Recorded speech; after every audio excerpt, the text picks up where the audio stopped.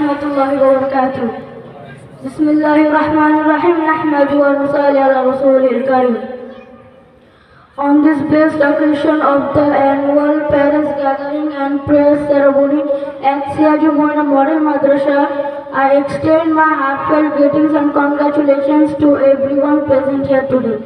We are deeply grateful to Almighty Allah who has granted us the opportunity to be students of this beautiful and disciplined religious institution. For this we also Alhamdulillah. We also send peace and blessings upon the beloved Prophet Muhammad sallallahu alaihi wasallam, the messenger of Allah who brought life to humanity. Today I will briefly discuss the duties and responsibilities of children towards their parents in the light of Quran and Hadith, inshallah. Our parents are the first blessings we experience in this world, showering us with unconditional love and countless sacrifices. They are the guiding light in our life to support us and nurture us. We should respect them by speaking softly and showing them respect.